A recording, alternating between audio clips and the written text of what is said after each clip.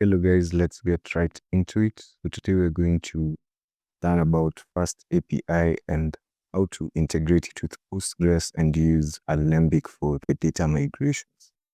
The first thing you're going to do is, if you want to create your own virtual environment in your folder, you can run either of these two depending on what Python is named in your path. So you can use either this or this. In my device, since the Windows device, this works better. That is what I would have used. Second, we'll have to install the following packages: FastAPI, SQL Alchemy, which is going to be our object relational mapper, EcoPG2-binary, which will allow us to connect to Postgres, Ubicon to be able to run the APIs, and Alembic for the data migrations, as I had said earlier. Getting to VS Code, I'm already in my virtual environment. I won't install this as I have already done that. You can just follow these steps and you'll be ready to go. Once that is done, you can go and install Postgres. So you can just come to postgresql.org/download, and based on your operating system, you can install. Mine is Windows, so I already did the installation. And this will come with a graphical user interface and shell. My shell already opened here, and I'll get into the Postgres. The first thing I'm going to do is to create a database, and I'll call it hotel. Mine is already full. I'll show you the steps. Enter. The database is called Postgres. That's the port, the username, and password. Input mine, and I'm in. If you want to see all the databases in your Postgres, you can just use \L, then it will show you all the databases. As you can see, I have my hotel already there and some other databases. For you to create databases, basically similar in most.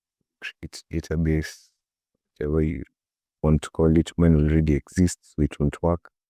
Connect to the database you've created, you just do Control-C and then the name. Exactly. You can see I'm now connected to hotel, showing that it has already been created and it exists. With that, I think we're done with the SQL shell, unless we'll have to make some edits later, but that's it for now. Once we get done, you can now create our folder. I think I already have mine, so I'll just give you a walk through the code. So the main files that we'll need are the DB, the main, and the models. So I'll go in order. First, we create the DB. As you can see, it's open here. DB, you will import, create engine, the session maker from SQLAlchemy.orm, and the declarative base. And I'll explain what each does. First, you need to have your DB URL, the database URL that you want to connect to. To connect to the DB URL, you need the database type that you're connecting to, which is PostgreSQL. Otherwise, if you're using MySQL, you can use MySQL there. And then the username and the password, the host that you want to connect to, the port, address is normally 532, and the database name that you want to connect. Instead of this, you want to create the engine, and this engine is the database that you're going to connect to using FastAPI. So local session maker, whenever you want to connect to the database, you'll have to create a session, and auto commit ensures that you're not going to automatically commit changes into the database out of flash, and so that you're not going to be able to automatically flash contents in the database or automatically connect. They work hand in hand with auto commit, and bind equals engine, so it shows the database that you want to connect to in that specific session. And then base equals declarative base. This is what we're going to use in our models, what our models will inherit from when you're creating the class, basically creating a base class for all the models that I'm going to create, and the models will be creating the tables.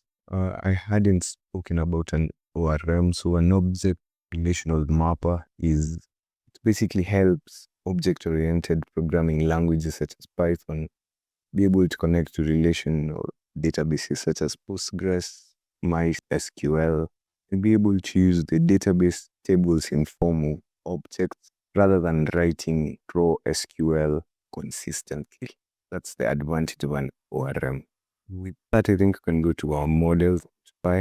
From SQL Alchemy, we're going to import everything that we need. The column to create specific attributes, integer, string, boolean, the foreign key, floats, enum, date time. So from SQL Alchemy ORM, the relationship, and the rest. And then we're going to import the base from DB. Do you remember we had already said base is what these models are going to inherit? You can see the first is the order table base. This enum, was to use it, but I didn't due to some issues. Once I clarify them, I'll show you how to use them. When you create the table, the first thing you need is the table name, and this is how it's going to look like in your PostgreSQL database, which mine is called hotel. To create the fields, you just use column, and then you put what specific type it's going to be, the data type, whether it's an integer, string, or float. And for the primary key, the ID will be the primary key, and its index is true. So indexes helps in searching, makes it a bit fast. We have the food type, the quantity, and the customer ID, which we will get to and created that. I'll come back to these two lines once I show you the customer table. This one should be at the top. I don't think the order matters, but for the customer, the table name is customer. The ID, as I had already said, primary key and index, the name, string. This is something that I had more research to find. So you have to put the brackets and the number of the maximum length. Other times, I used to do something like max length here, max length equals something, but that's not how it works. You just put the total number of characters you'd like in the string there. Maximum for the phone, I think I should also do something like, maybe let's say, and you can see nullable is false and unique is true. And then we're creating a relationship, and that was the purpose of this from ORM, and we're creating it with order table, as I've put it here. Also for the table names, I didn't use order as order is a reserved keyword in Postgres, and if you use it when you have to update or adjust or even try to delete it, it's going to bring up an issue and tell you that there's an issue with SQL statement. Let's say drop table order, so it's going to show you an issue with that. So now we have to create the relationship, and this has to be the name of the class that you want to create a relationship with, and backpopulate the name of your actual table and cascade all edit off on true. This means that if I delete a customer, it's going to delete all the orders related to that specific customer.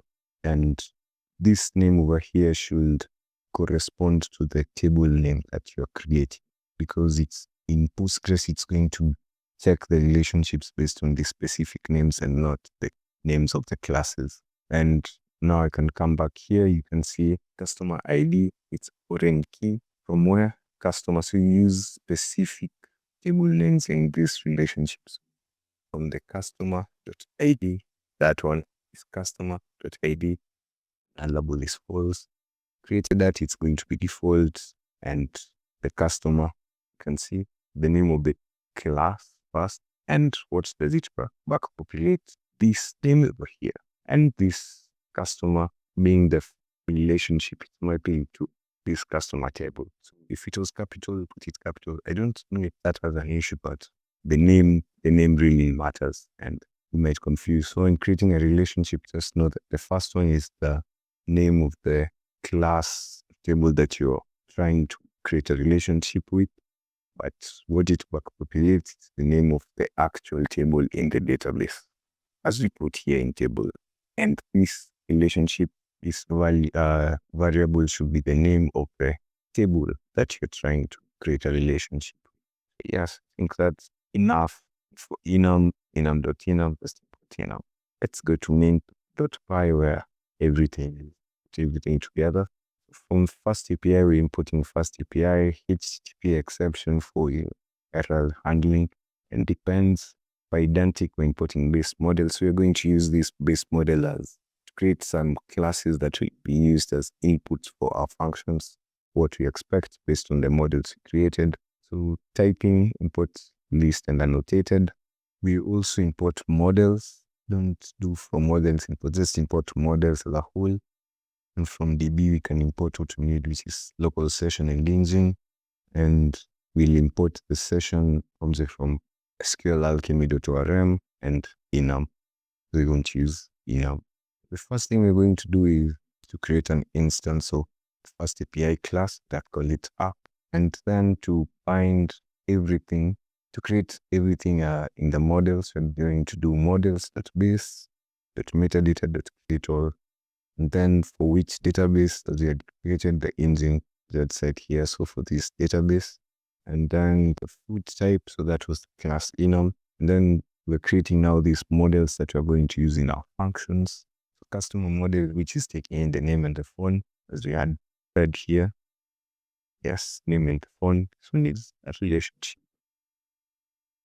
And the ID is auto-generated, so index equals true. And for the order model, the food type, the quantity, and the customer ID, as we had created here. Created that is default. So we're going to create a getDB function, and this function ensures that we create a session of the DB, and it works, it should yield DB, and once it's done, it's going to close the DB. So despite the errors, despite anything, it's going to eventually close it. Also, I am using yield to ensure that this database is only used for the period of the request. Yield ensures that whatever happens before the yield and after the yield happens, whereby the DB is created and then it is passed into the route, and whether or not it completes successfully, it's going to, this finally block here will be executed.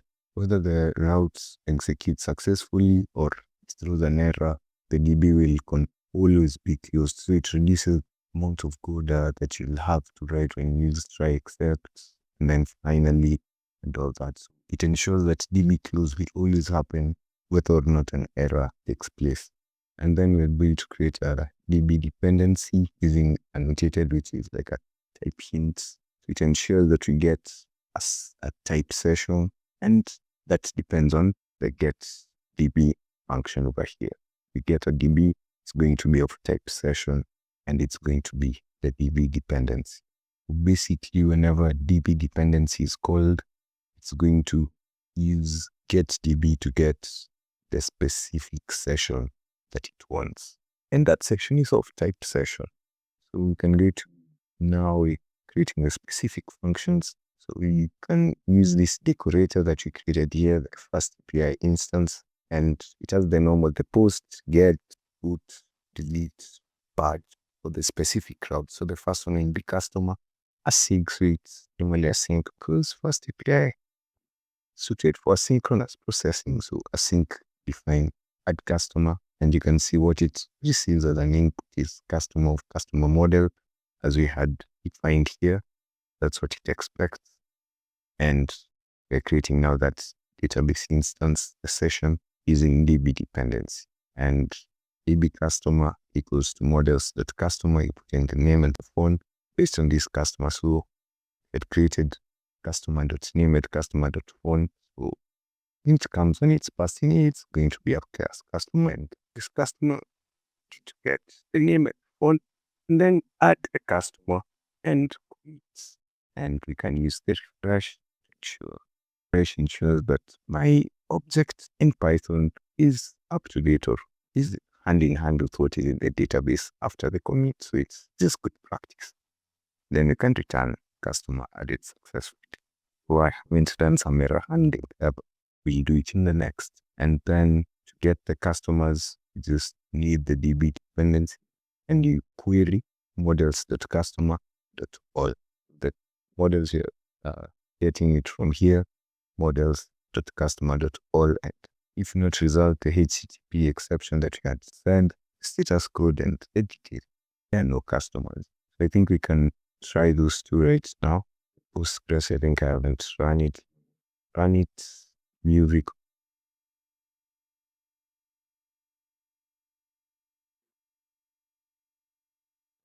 But you can go to the docs to get the SwaggerUI, which will show us all our routes and how to use them. So we have all the routes created, but first one we're going to just is putting in a customer, adding a customer.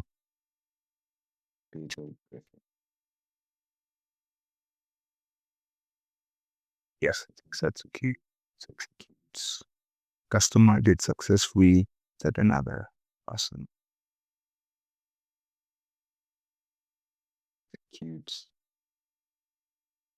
Customer did successfully. And we can try a get customers. Then you can see, yes, you can see Ryan, Abdul, Peter Griffin, and Louis Dane have been added. That's okay. Let's go to the next, create a new order, and to get the orders, create order, and it's going to receive parameter order based on the order model and the DB, so the DB dependency. And it's a bit longer to get a specific query, so you need to first ensure that the customer that you want to create the order for exists based on the order.customer ID, because that was a here in the order model, and you're going to query the models.customer and the filter models.customer.id. And since the primary key is going to be unique, you just get a first. If not, we're going to raise an error where the db order equals models.order table, food type, quantity. You can see I'm referencing from now this order and putting it into the specific attributes, so food type, quantity, and customer ID. And I don't think I need to make the order. Then we're going to add it and then refresh. Once that is done, we're going to get a message of order placed successfully and the order. And to get the orders, similar models.order table.all. If not results, no order available, else return the results. So let's create a new order. Create order. Type, I'll say 1, customer ID 3. Let's execute. Order placed successfully, order ID 3, and create another one for Spain. Order ID, order 4 placed successfully. Let's get all the orders. Yes, you can see eggs, fish fillet, whatever your pronunciation is, and cream cheese. You can see the created art, quantity, customer ID, and the food type. The next thing we're going to do is put and delete that you can have a comprehensive understanding of how to query a database. The next one is to put, and it's going to get a parameter order ID in your URL, and this order ID has to be passed in as a parameter to here in your function definition.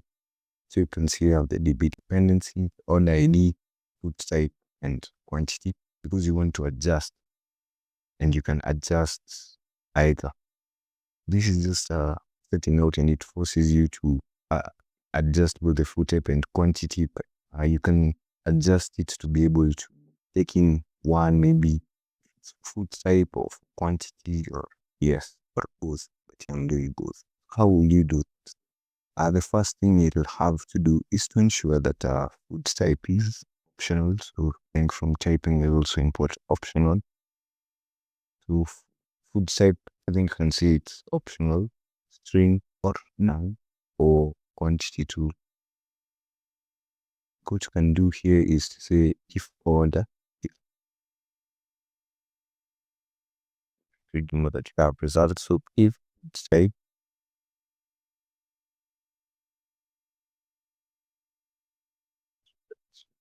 type start if quantity, but in a situation where there's no food type and quantity, I think that should throw an error, because you can't not update anything.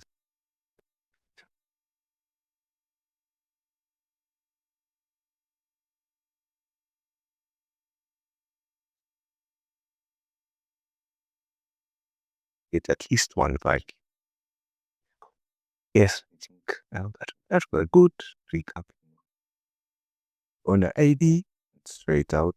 So the order ID to our orders, 2, 3, 4. Let me adjust the ID. Let's just try to send it, see if it's going to throw the error. data keys to one value. Nice. And let's say I update the quantity to 3. What? It was 2. To say I'm a scam. Therefore, updated successfully. It was 2. Let's check it again. 3. Also try to adjust the food type to cheddar. And I just said something about cheese today, so that's why. But therefore, updated successfully. Cream cheese, cute, cheddar, quantity 1. Beautiful, beautiful. That's working successfully. And now finally the delete for you to have your CRUD minimalist application.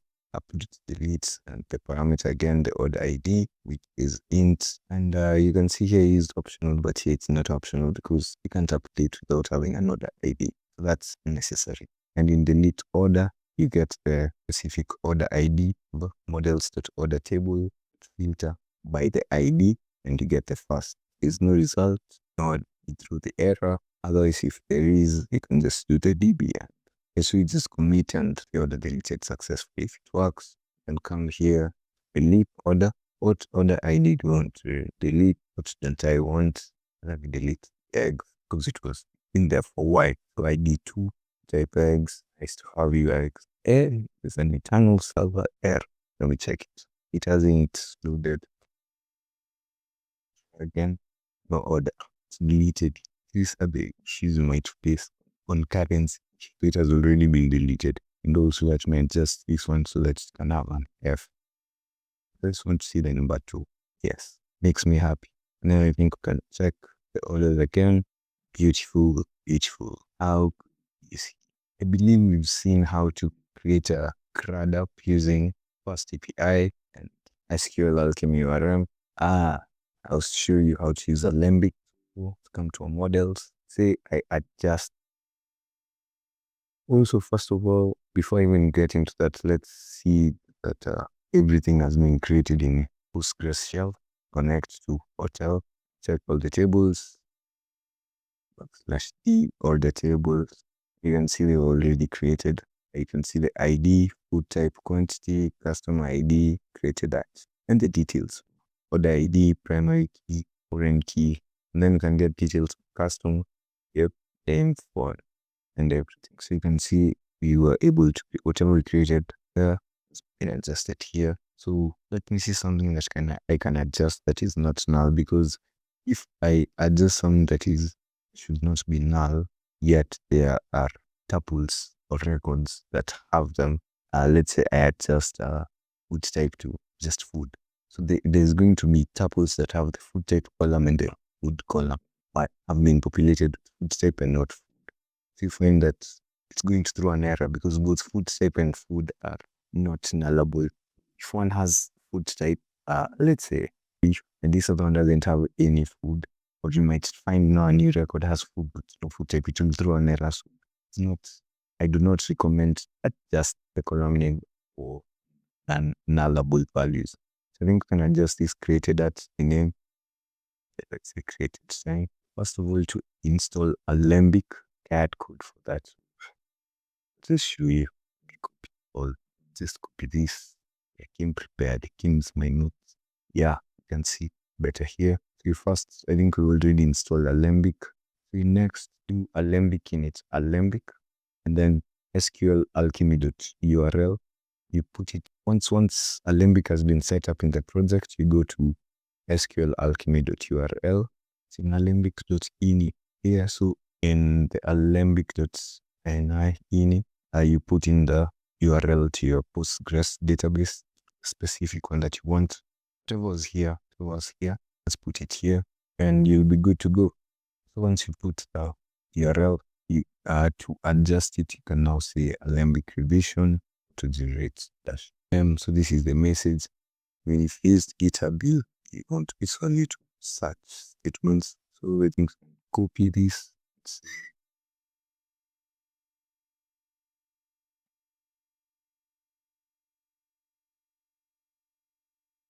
Once you've done that, you come here to Alembic upgrade head. Stamp is, if it tells you it's not in the latest migration, so you can just force it to the latest. Come here, Alembic upgrade head. And really you can come here into SQL shell and just check what happens. Order table. created time. And I might be wrong about the nullable.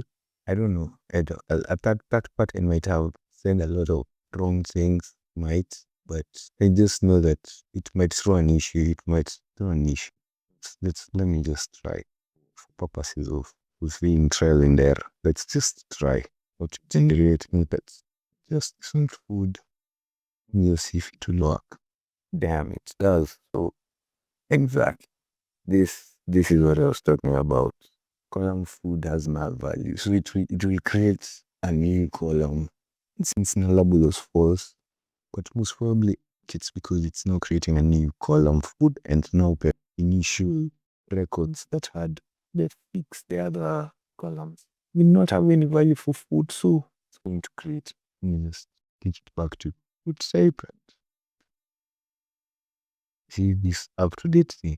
And for some reason, this is why ORM Django is better, because one, you won't have to install Alembic because it comes with Django out the box, so you can just do your migrations, migrate, then do migrations, and voila, it's perfect. But let's just stamp head and then read. Yep. So now let's check what our order table has, which type. Beautiful. And we can check the contents and select all order table. Here we have beef, filet, cheddar, the quantity, and the created time now being displayed for, because we adjusted to this. I don't like adjusting the names. I don't like adjusting the names once created them. Let's just take it back to created. My recommendation is do some good analysis and pick the values you use. Alternatively, just save that table and create another one. Put the data somewhere else. Migrate. I'm going to bring issues that you just not with. Just let the names remain as they are. And that upgrade head. Pause. I think if I do this again, another issue. You know what? So let's check now FastAPI to what we get next.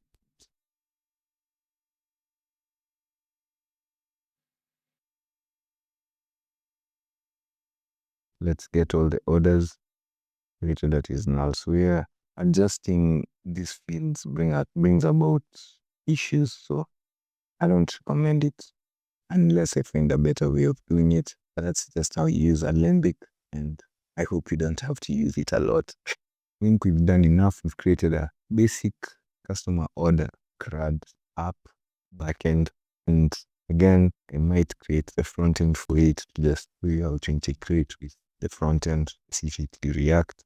We'll see about that. Thank you very much and have a good day.